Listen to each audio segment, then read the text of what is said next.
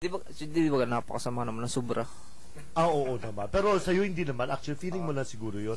Kasi feeling mo dati gusto makita maraming artista. Hindi mo ba alam na ikaw ngayon ang tinitignan ng lahat? Ako Oo. Sikat na sikat ka. Hindi mo lang alam. Bawal kami gumamit pa ng mga hindi ko alam, TV, bawal kayo manood pa. Bawal pa kayo manood. So, ngayon lang, kumbaga interview lang, ganun na, pasyal-pasyal sa mga shows. Ikaw naman, ano ang pagbabago sa buhay mo, Jason, mula nung lumabas ka? Kasi, syempre, isa ka sa mga top winners. Ano ang nabago ngayon sa'yo? Siguro, sir, dati, sir, talaga mayayain ako. Ngayon, parang ang dami ko ng tao na ikilala, kahit hindi ko sila kilala. Kilala nila ako. Gusto sana silang makilala.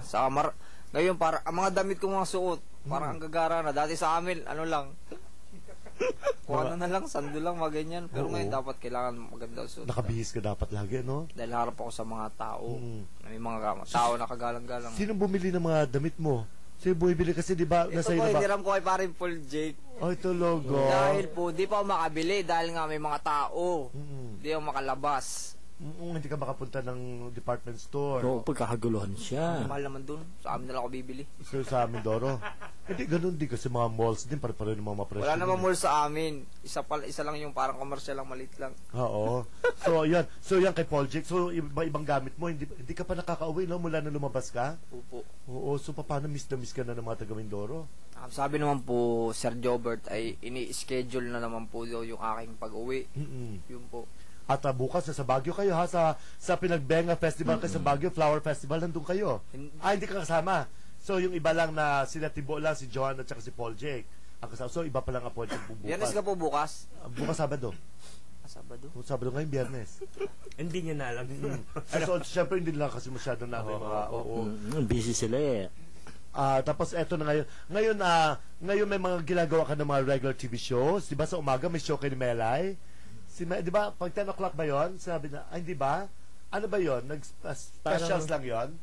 Lumabas na for one. So, wala pa silang regular shows. Meron ka bang gagawin ng mga... Nag-workshop po kami sa OK, tsaka sa Impostor. Kami dalawa ni Isay. Pero wala pa daw yata yan. Hindi pa kami nag-shooting. Naku, asan si Melay ngayon? Sa bahay. Sa bahay, kuya. Ganoon. So, ngayon, maraming nagtatanong ayoko sana sabihin sa'yo, ayoko sana tanong sa'yo eh. Sige, sir. Kailang gusto nila malaman talaga kung gaano mo kamahal si Melay.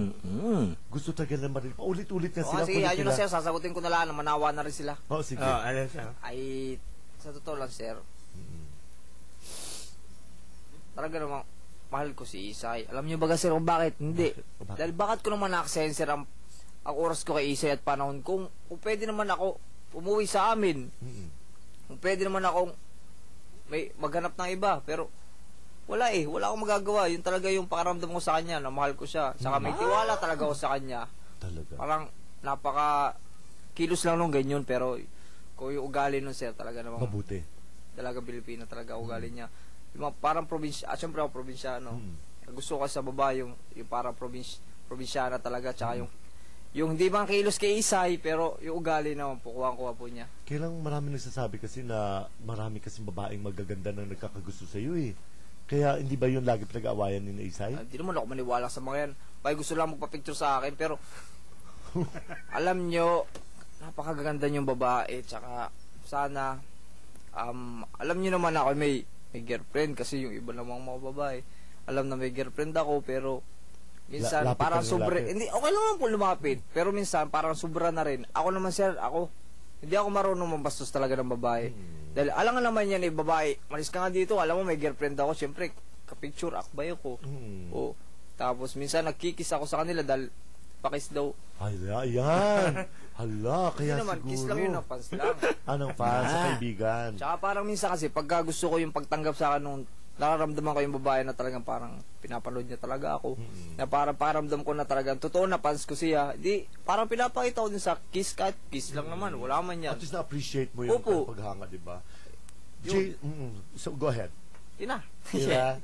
Thank you so much, Jason. Maraming salamat at napadalaw ka, nakahabol ka sa aming programa ngayong araw nito, ha.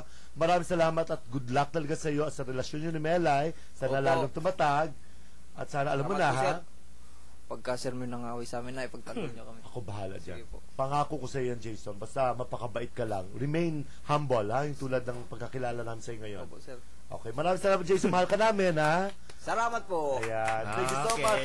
Sa lahat po ng mga nanonood na nakinig nila, thank you ulit sa pagdala sa amin sa mga Pinoy Big Brother. Kila Papa Paul J, kila Johan, tsaka kay Thibaut, thank you. And Mele also is in the house na hindi nakasama ngayon. Maraming salamat. Ang oras, mga kaibigan, sa buong kapuluan ay alas 4:02 ng hapon.